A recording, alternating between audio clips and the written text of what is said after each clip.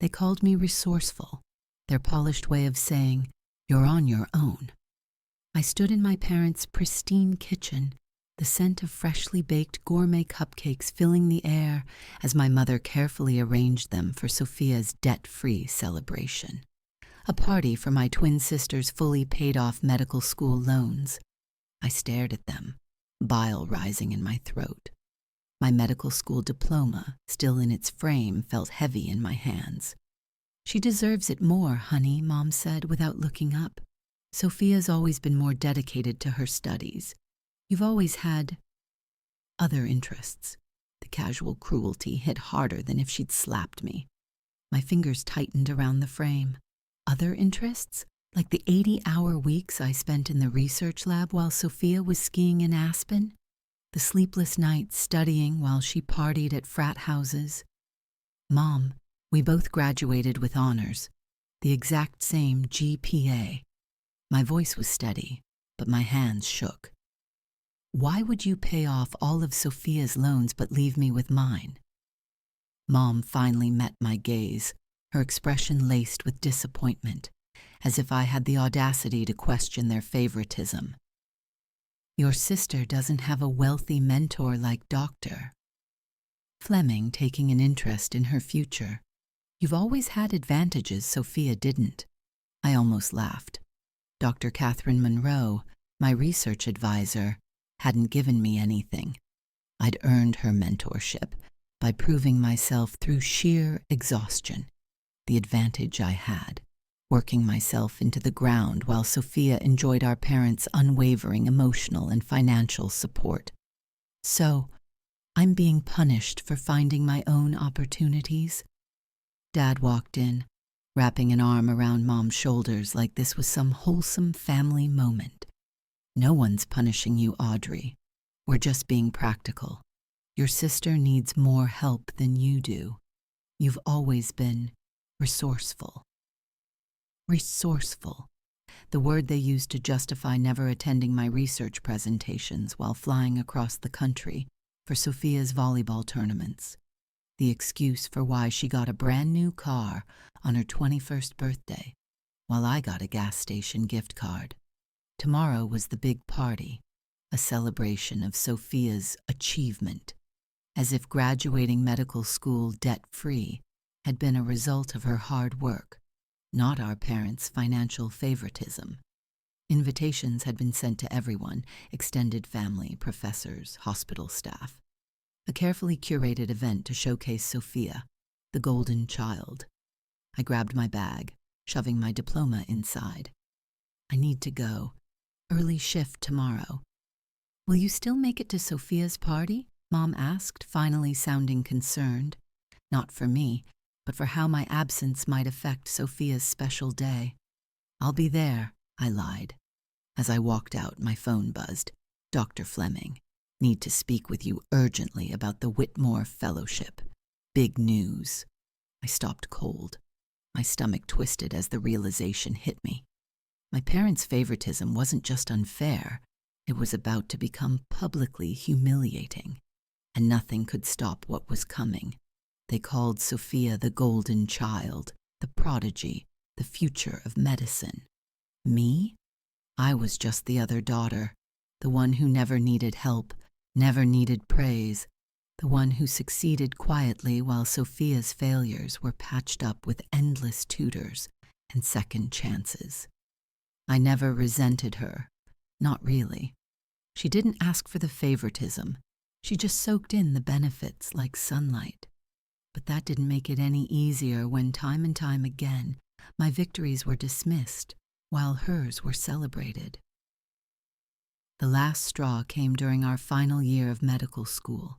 While Sophia scraped by on our parents' dime, I spent nights buried in research, working under the renowned Dr. Catherine Monroe, a legend in neurosurgery. She saw something in me my parents never did.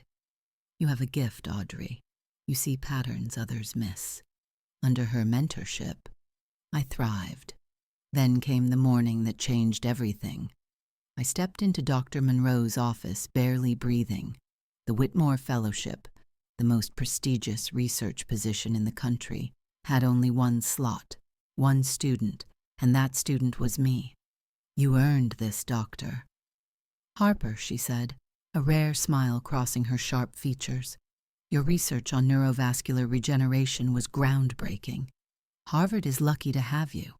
It was everything, a full ride, complete loan forgiveness, a career-defining opportunity. And for the first time, I wouldn't just be standing beside Sophia. I'd be leaving her behind. That night, the family threw an elaborate party for Dr. Sophia Carter, as if she were the only one who had survived med school. A guest list of hospital directors, department heads, and donors filled the grand hall, drinking to her future. I wasn't even mentioned in the program, but Dr. Monroe had been invited. Our parents, clueless about our mentorship, had extended her an invitation as a courtesy, and when I told her about my fellowship, she made her decision instantly. I'll be announcing it tonight. I hesitated. It's Sophia's night. If my parents hear privately, they'll just brush it off like always. Dr. Monroe's expression hardened. Then they need to hear it in front of a room full of people who matter. She was right, and when the moment came, she took the microphone, her voice commanding silence over the sea of pearls and designer suits. It is an honor to mentor young talent, she began, and tonight I'm thrilled to announce that one of your own has secured the Whitmore Fellowship at Harvard Medical Research Institute, the highest neurosurgical research distinction for any graduating medical student. My mother's face lit up, until Monroe spoke my name. Congratulations, Doctor. Audrey Harper. The room erupted in applause. Sophia went pale. My father's smile faltered. My mother blinked rapidly, as if trying to process the unacceptable reality of it. Me, outshining Sophia. Me, standing at the pinnacle of success. Monroe wasn't done. She detailed my research, my impact, my undeniable worth. And when the applause finally died down, my mother did what she always did, tried to minimize it. Well, of course, we're so proud of both our girls, she said, forcing a smile.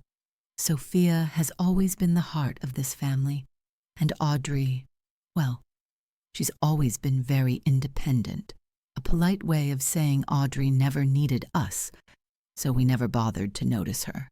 But tonight, they couldn't ignore me. Not when everyone in the room saw what I had become, and as Sophia forced a smile, whispering a weak congratulations, I finally saw it in her eyes. Not just shock, but fear, because for the first time she wasn't the chosen one. I was, they whispered, gold digger behind delicate champagne flutes, their laughter polished but venomous, never expecting that tonight their world would be flipped upside down. They thought they had me figured out, thought I was just the lesser twin, the one they could dismiss, with a well-placed, condescending smile. What they didn't know was that I had spent years playing the long game, and tonight I would be collecting my due. The upscale rooftop restaurant in downtown Detroit was buzzing, the skyline glittering beyond the terrace as an orchestra of wealth and privilege unfolded before me. My parents had spared no expense. Thousands poured into a single night to celebrate Sophia's debt-free graduation. A banner stretched across the entrance. Congratulations, Dr. Sophia Collins. No mention of me. No acknowledgement that there were, in fact, 2 doctors, Collins in this family. I smoothed down my navy blue dress, willing myself to stay composed. Tonight would expose more than just my family's favoritism. It would reveal the truth they had spent 26 years avoiding. Audrey, Sophia's voice cut through the chatter as she broke away from a group of relatives, her silver cocktail dress catching the glow of the chandeliers. She looked perfect, as always. Blonde bob perfectly styled, eyes gleaming with excitement. Thank God you're here. Aunt Linda keeps asking if I have a boyfriend. I swear she's trying to personally repopulate the medical profession. I let out a small laugh, despite the knot in my stomach. What did you tell her? That I'm married to medicine. But if she knows any eligible neurosurgeons, I'm accepting applications. I was about to respond when she lowered her voice. This whole thing is ridiculous, isn't it? Why just for me? We both graduated. We both worked our asses off. Something inside me unclenched. Maybe Sophia wasn't as blind as I thought. But before I could say anything, our mother appeared, champagne in hand, her eyes scanning Sophia like a prized show horse. Sophia, darling, the Hendersons just arrived. You remember Thomas Henderson, chief of surgery at Chicago Memorial? You should come say hello. She looped an arm around Sophia, effectively cutting me out of the conversation. Then, without even looking at me, Audrey, could you check if the caterers have put out the gluten-free options? Your cousin Hannah is being difficult about her diet again. And just like that, I was relegated to catering duty while my sister was paraded around hospital administrators like a prized investment. I clenched my jaw and turned, only to see Dr. Fleming, elegant in a crimson pantsuit, arriving at the entrance. The crowd parted instinctively around her. She was here for me, and my parents had no idea what was coming. Audrey, she greeted warmly, embracing me. Are you ready for our announcement? I hesitated, my pulse hammering. The timing feels complicated. She scanned the room, taking in the banner, the cake, the slideshow, where I was little more than a background extra. I saw her expression tighten. More complicated than I realized, she murmured.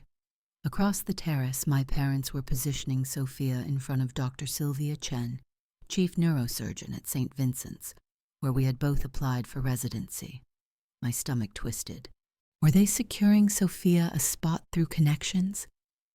Dr. Fleming. My father's voice cut through the air, and suddenly, my parents and Sophia were standing right in front of us. What an honor to have you join us, my father gushed, shaking her hand. I understand you've done some work with Audrey. Dr. Fleming smiled, but there was an unmistakable steel behind it. Some work? She repeated, arching an eyebrow. Audrey has been my primary research partner for the past 2 years. Her contributions to our traumatic brain injury study were instrumental to its success. My mother's smile faltered. My father's jaw tensed. How nice, my mother said vaguely. Sophia has also been very involved in neurosurgical research. In fact, Dr. Wu was just saying how impressed she is with Sophia's application. My blood turned to ice. That was a lie. Sophia hadn't done neurosurgical research. Her focus was neuropsychiatry, completely different. Dr. Fleming's lips curved in a way that wasn't quite a smile. Is that so? How fascinating. I was under the impression that Sophia's focus was on psychiatric applications rather than surgical interventions. An awkward silence fell between us. The realization settled in my gut like a weight. This wasn't just favoritism. This was a deliberate misrepresentation to boost Sophia's career at my expense. As the dinner portion began, my parents sat at the head table with Sophia, Dr. Wu, and the deans. I was placed at a secondary table, close enough to watch but far enough to be excluded. We always knew Sophia was destined for greatness, my father was saying, voice rich with pride. Even as a child, she was the ambitious one. Each word was a knife. I barely touched my food. Nearby, Dr. Fleming, seated with other faculty, caught my eye. She gave me the smallest of nods, a silent confirmation. Then my father stood, tapping his glass. The room hushed. Ladies and gentlemen, tonight we celebrate the achievements of our daughter, Dr. Sophia Collins, whose brilliance and dedication have made us so incredibly proud. He gestured toward Sophia, who beamed, soaking in the applause. And then, we are thrilled to announce that Sophia has been offered a position in St. Vincent's neurosurgical program. The applause erupted. My fingers dug into the tablecloth. They'd done it, used their influence, their connections, their money to take what was mine. Dr. Fleming set her glass down with precision, and then she stood. "I have an announcement as well," she said, her voice cutting through the noise like a scalpel. The applause died instantly. As you all know, St. Vincent's is one of the most competitive neurosurgical programs in the country. Only the most qualified candidates are selected. Her eyes flicked to my parents, then to Sophia, which is why I am pleased to formally announce that the candidate receiving the official residency position at St. Vincent's Neurological Department is— The room held its breath. Dr. Audrey Collins. The silence was deafening. I watched as my mother's face drained of color. My father's expression froze in horror. Sophia's smile shattered mid-expression. Dr. Fleming continued, unbothered. Audrey's groundbreaking research in traumatic brain injury gave her a significant advantage in the selection process. Her contributions were unmatched, and I have no doubt she will be an incredible asset to St. Vincent's. A ripple of murmurs spread through the room. The board members exchanged glances, and just like that, my parents' carefully constructed lie collapsed. I picked up my champagne flute, turning to face them, my smile slow, deliberate. Surprise. The evening had been meticulously staged, a grand celebration of Sophia's success, a carefully curated display of parental pride. The dining hall buzzed with polite conversation, the clinking of champagne glasses underscoring the subtle reinforcement of their chosen daughter's achievements. My parents sat at the head of the long banquet table, glowing with self-satisfaction as my father raised his glass. Thank you all for coming to celebrate our daughter Sophia's remarkable achievement. Medical school is a grueling journey, and to emerge not only with a degree but also debt-free is truly something special. Polite applause followed, but I barely heard it. Debt-free, a calculated reminder. They had invested in Sophia, not in me. The message was crystal clear. I stared at my plate, my throat burning, my fingers curling around my napkin as I forced myself to stay silent. Not here, not now. But Sophia had other plans. She stood abruptly, her voice clear and unwavering. Actually, I'd like to say something. All eyes turned to her. My parents stiffened. This wasn't part of the script. This celebration feels incomplete, she continued, her gaze locking onto mine, something unreadable in her expression. Audrey and I graduated with identical GPAs. We both worked incredibly hard, and frankly, Audrey worked harder because she did it without the support system I had. Silence fell over the room. My parents looked stunned, my mother gripping the tablecloth as if the fabric itself could rewind time and stop this moment from unfolding. "Sophia," my mother whispered, her voice low with warning, "this isn't the time." "It's exactly the time," Sophia shot back. "I can't accept recognition that excludes my sister. It's not right. And it never has been." I felt the air shift. The cracks in their perfect, controlled narrative had begun to show. The tension was thick, the weight of unspoken truths pressing against the fragile illusion my parents had built for years. Then, my father, ever the master of damage control, let out a forced chuckle, his voice dripping with overcompensating warmth. "Of course, we're proud of both our girls. Audrey has done very well, too. But tonight is about celebrating Sophia being debt-free, which is a special achievement." "An achievement you facilitated," Sophia countered, her voice like a blade. "Not one I earned." My mother paled. This was their nightmare playing out in real time. Losing control, losing face. And then The knockout punch landed. "If I might add something to this conversation," the voice was authoritative, sharp, cutting through the murmurs like a scalpel. "Dr. Fleming, the head of my department, my mentor, a woman my parents had desperately tried to impress." The room froze. "This seems like the perfect time to share some news about Audrey that many of you may not be aware of." My parents exchanged panicked glances. They had spent years writing me out of their version of success, but the real story was about to be told. Audrey's research on neurovascular regeneration has earned her the Whitmore Fellowship at Harvard Medical Research Institute. The word slammed into the room like a wrecking ball. Gasps, stunned silence, then murmurs rippling through the crowd. Dr. Fleming smiled, enjoying the moment. "For those unfamiliar, this is the single most prestigious position offered to a graduating medical student in the country. It comes with full loan forgiveness and a substantial stipend." My mother visibly flinched. My father's grip tightened around his glass. "This was not in their plans. In fact," Dr. Fleming continued, "the selection committee specifically cited Audrey's innovative dual approach methodology, which she developed largely independently while balancing a full clinical rotation schedule. I've had the privilege of mentoring many promising physicians, but rarely have I encountered the level of dedication and insight that Audrey consistently demonstrates." The applause was real this time, genuine, enthusiastic.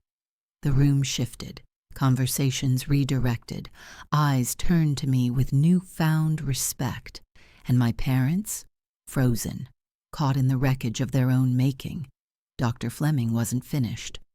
"Additionally, I'm pleased to announce that I've personally arranged for the remainder of Audrey's medical school loans to be covered through our department's Merit Scholarship Fund, a decision unanimously approved by the board in recognition of her extraordinary contributions to our research program. I was debt-free, too, and unlike Sophia, I had earned it." The weight of the moment settled.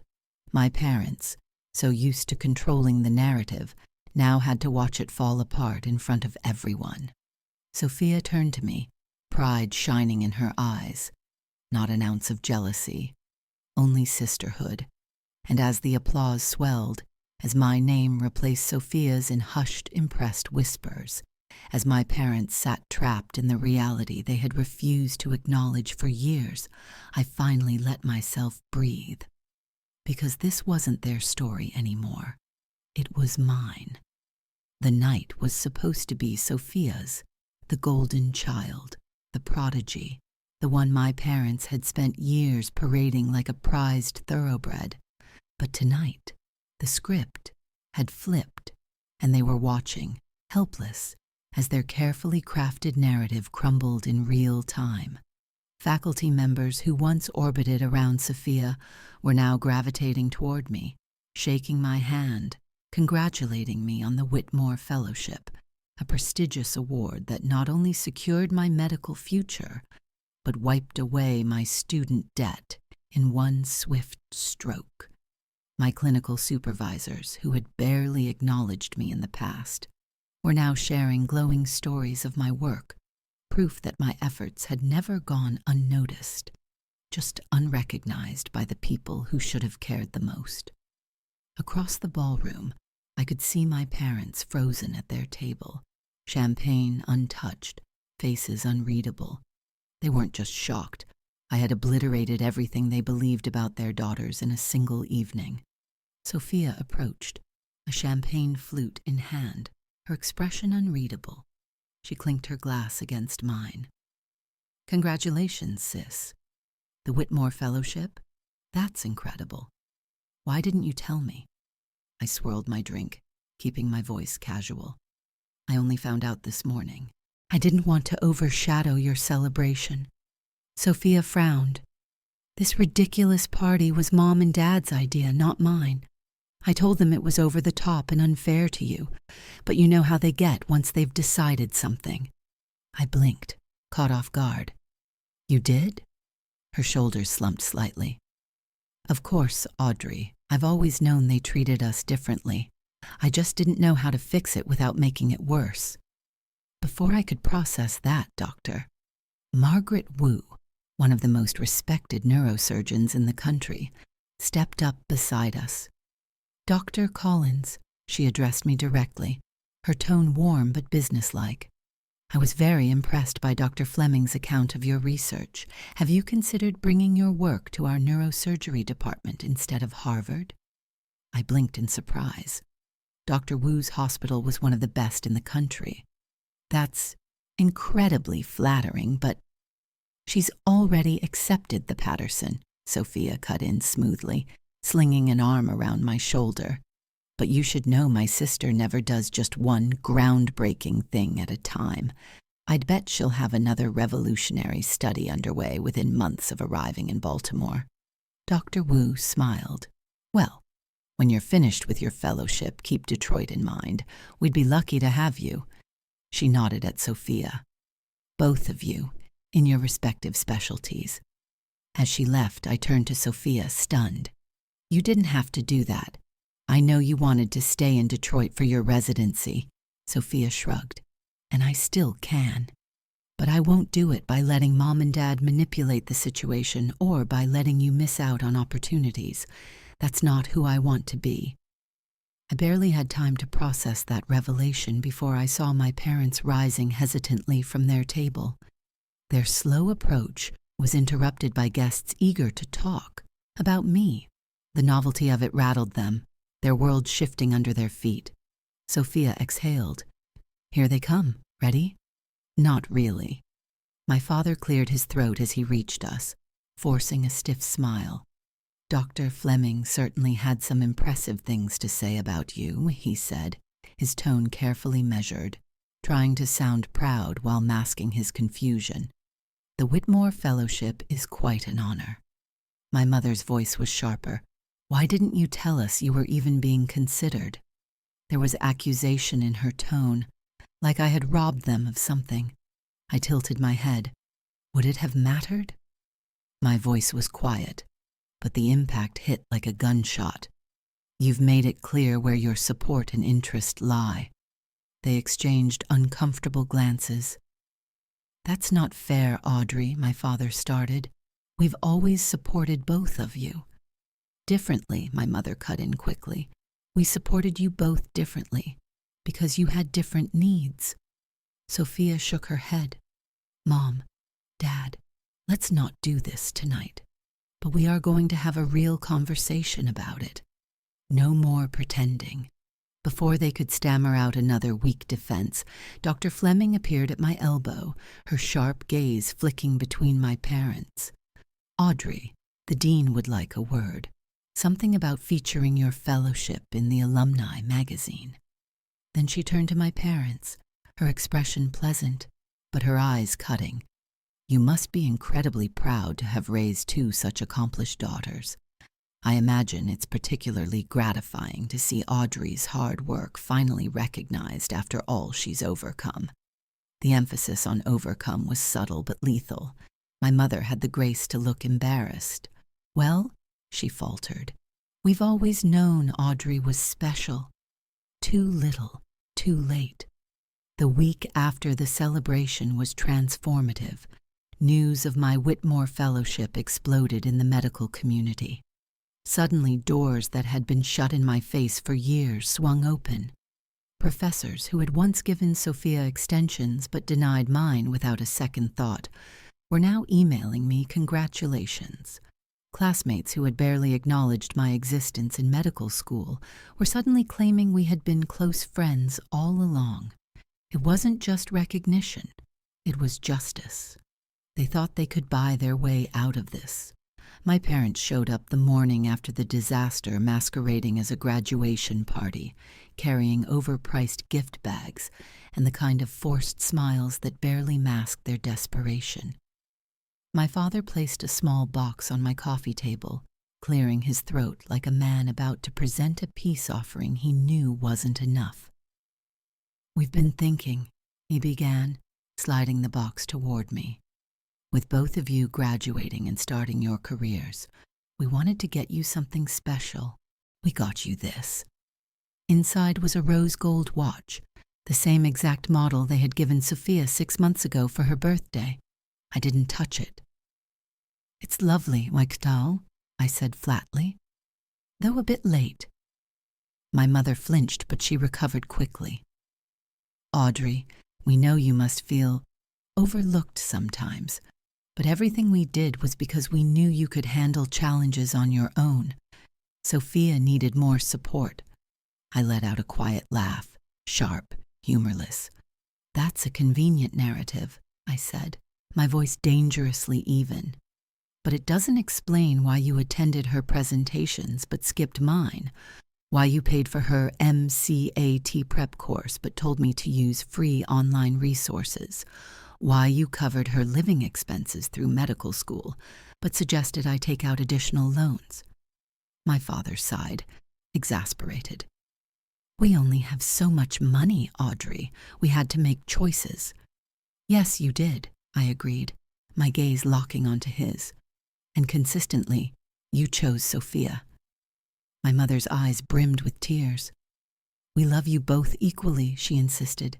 Maybe you do, I conceded, but you haven't treated us equally, and a watch won't rewrite the past. Right on cue, my phone rang. Dr. Fleming, my soon-to-be mentor in Baltimore. Without hesitation, I turned away from them, pressing accept. Yes, I'm available to discuss the housing options, I said, my voice cool, controlled. In fact, your timing is perfect. I didn't look back. 3 weeks later, my apartment was stripped bare, every box sealed and labeled, ready for the movers. Sophia sat on the windowsill, watching me tape up the last one. I still can't believe you're leaving next week, she murmured. Detroit won't be the same without you. I smirked. You'll be too busy with residency to notice I'm gone. She huffed a quiet laugh, but then her expression turned thoughtful. I keep thinking about what Mom and Dad did, she admitted. Or didn't do, I guess. Her fingers curled against her knee.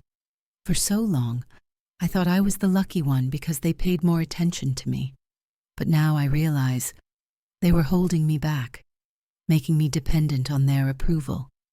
I sat beside her, leaning my shoulder against hers.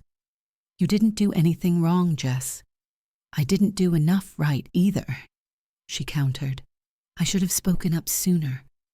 She exhaled slowly. They're devastated, you know. Mom keeps crying about how you must hate them. Dad tells everyone he meets about his brilliant daughter at Harvard Medical Research Institute, like he personally funded your research. I smiled, shaking my head. Let them. And I meant it. Their validation, or lack of it, didn't define me anymore, because Dr. Fleming did, my colleagues did, the people who challenged me, defended me, believed in me without hesitation. They were my family now. Sophia studied me for a moment before reaching out. So what happens now? I took her hand. We move forward. Without the competition they created between us. She squeezed my fingers. I'd like that. Her smile was soft, sincere. Dr. Evelyn Harper, Patterson Fellow. I'm so proud of you, sis. For the first time in years, I felt completely at peace. The path ahead was entirely mine, and I wouldn't have it any other way.